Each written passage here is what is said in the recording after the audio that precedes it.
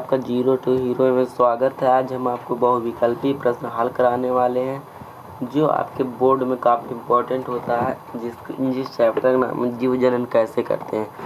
ये previous year question, I hope इससे बाहर क्वेश्चन किसी भी बोर्ड में नहीं पूछा जाएगा, चाहे वह बिहार बोर्ड हो चाहे वह यूपी बोर्ड हो। देखिए क्या है, द्विनिषेचन क्रिया में त्रिक संलयन के पश्चात बनने वाला ऊतक कौन है, क्या है।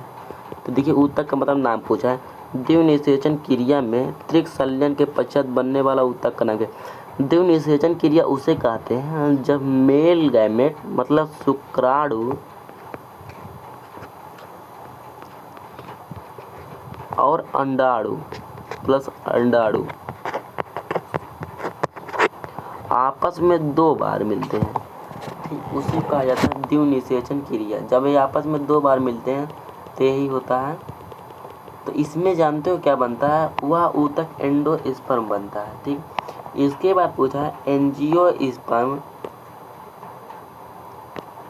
एंजियोस्पर्म में निषेचोपरांत बीज कवच बनता है। मतलब एंजियोस्पर्म में जो आवृत बीजी पादप होते हैं उनमें निषेचन के बाद बीज पर कैसा कवच बनता है। तो देखिए एक क्वेश्चन बहुत इंपॉर्टेंट है कि एंजियोस्पर्म पौधे कैसे किसे कहते हैं। देखिए तो कोई पूछे एंजियोस्पर्म पौधे किसे कहते हैं, आप बता दीजिएगा। वे पौधे जिनके पत्तियों पर, जिनके बीजों पर आवरण पाया जाता है उन्हें एंजियोस्पर्म पौधे कहते हैं। एंजियोस्पर्म का हिंदी होता है आवृत बीजी पादप, ठीक। एंजियोस्पर्म पौधे मतलब आवृत बीजी पादप। तो इसमें जो इसका बीज कवच होता है उसे कहा जाता है अध्यावरण, ठीक। क्या नाम उसका, अध्यावरण। ये भी गलत है, ये भी गलत है, ये भी गलत है।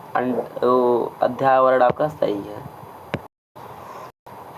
अगला क्वेश्चन, निषेचन के बाद पुष्प का कौन सा भाग फल में बदल जाता है। तो निषेचन के बाद कौन सा भाग फल में बदल जाता है, उसका नाम अंडाशय होता है। और अगर पूछे कौन सा भाग बीज में बदल जाता है तो उसका नाम बीजांड होता है, ठीक। पराग कणों पर पराग कोश से वर्तिकाग्र तक स्थानांतरण कहलाता है। पराग कणों से पराग कोश तक वर्तिका का स्थानांतरण कहलाता है, तो वह परागण कहलाता है, ठीक। द्विनिषेचन विशेष लक्षण है, मतलब किन पौधों में द्विनिषेचन होता है, तो वो केवल और केवल आवृत बीजी पादपों में द्विनिषेचन होता है। पुष्प के स्त्री केसर के मध्य के भाग को क्या कहते हैं।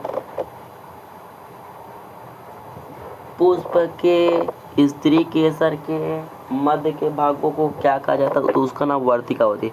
वर्तिकाग्र सबसे ऊपरा भाग होता है, ठीक। अंडाशय और अंड जो होते हैं बीच में होते हैं। अगला क्वेश्चन आपका है, निषेचन के दौरान पराग कणों से निकलने वाली पराग नलिका सामान्यतः किसके द्वारा बीजांड में प्रवेश करती हैं। तो इसका आपका सही आंसर हो जाएगा अंडद्वार के द्वारा ही ये प्रयोग करती हैं, मतलब जाती हैं। किसमें जाती हैं, तो पराग नलिका में जाती हैं। और कौन जाता है, तो पराग कण जाते हैं। पुष्प में कितने भाग होते हैं, ये भी क्वेश्चन कई बार पूछा है कि पुष्प में कितने भाग होते हैं, तो 4 भाग होते हैं, ठीक।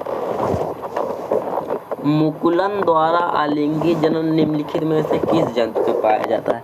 देखिए एक क्वेश्चन ऐसे कह करके पूछा था 2017 और 19 में, और वही क्वेश्चन पूछा है मुकुलन पाया जाता है 2020 में, ठीक। मतलब क्वेश्चन दोनों एक ही हैं, सिर्फ पूछा तो ये जो होता है हाइड्रा इसका सही होता है। इसके बाद पराग नली में नर युग्मकों की संख्या कितनी होती, तो वो 2 होती है। पराग नली में जो गैमेट होते हैं वो सिर्फ 2 होते हैं। अगला क्वेश्चन आपका है